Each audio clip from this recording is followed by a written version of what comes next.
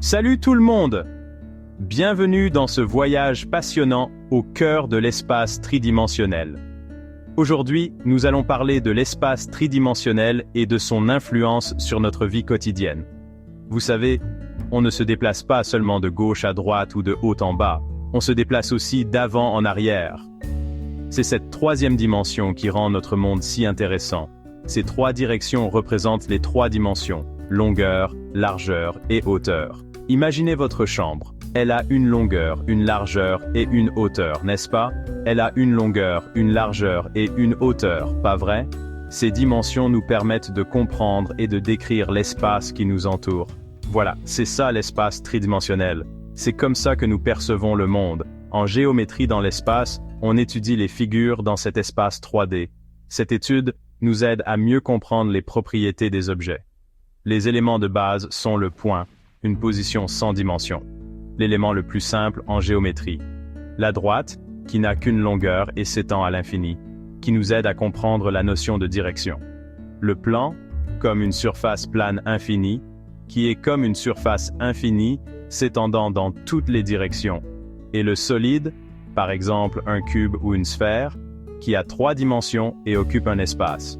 Dans cette leçon, nous allons examiner les droites et les plans. Nous allons étudier comment ces éléments interagissent les uns avec les autres. Nous apprendrons comment ils sont définis, comment ils sont liés et comment nous les utilisons pour résoudre des problèmes. Ces connaissances sont fondamentales pour la compréhension de la géométrie. Sur les dessins, les plans sont représentés par des parallélogrammes et sont nommés par des lettres grecques telles que P, S, T et autres. Ces symboles nous aident à identifier et à différencier les plans. Un plan, c'est comme une table plate infinie. Imaginez une table qui s'étend dans toutes les directions sans jamais s'arrêter. Pour le définir correctement, on utilise des règles appelées axiomes. Ce sont des principes de base qui n'ont pas besoin d'être prouvés. Axiome 1. Si l'on prend trois points non alignés, ils définissent un et un seul plan. Ces points sont appelés points non collinéaires. Axiome 2. Chaque plan contient au moins trois points non alignés. Ces points aident à définir le plan. Axiome 3. Il existe toujours un point n'appartenant pas au plan. Ce point est situé en dehors du plan. Axiome 4. Si deux points appartiennent à un plan, alors la droite qui les relie est entièrement contenue dans ce plan. Cette ligne est appelée une droite. En plus des axiomes, nous avons aussi des propositions, c'est-à-dire des affirmations que l'on peut démontrer. Proposition 1.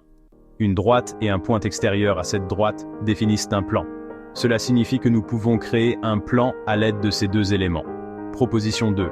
Deux droites séquentes définissent un plan. Lorsque deux droites se croisent, elles forment un plan. Les droites et les plans peuvent se combiner de différentes manières. Axiome 5. Un plan divise l'espace en deux parties. Axiome 6. Si deux plans ont un point commun, alors ils se coupent, et leur intersection est une droite. Deux plans qui ne se croisent jamais sont dits parallèles. Une droite peut être contenue dans un plan, le couper en un point, ou être parallèle au plan, si elle ne le coupe pas.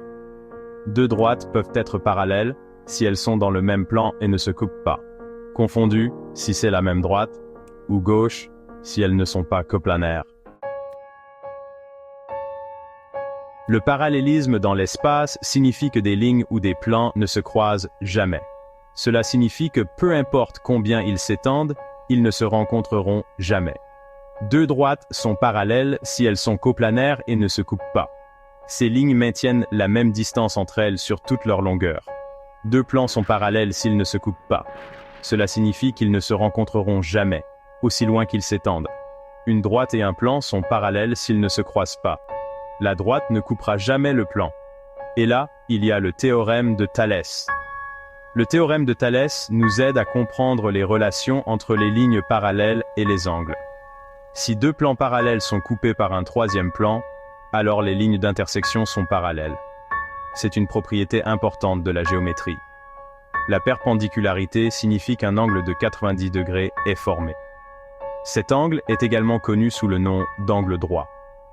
Deux droites sont perpendiculaires si elles se croisent et forment un angle de 90 degrés. Ces lignes forment une croix.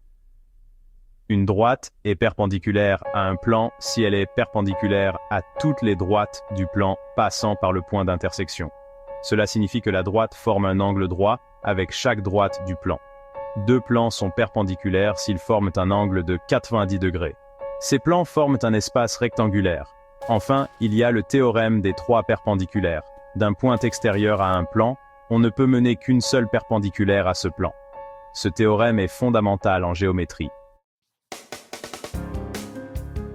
Dans l'espace tridimensionnel, on mesure les distances entre les points, les plans et les droites.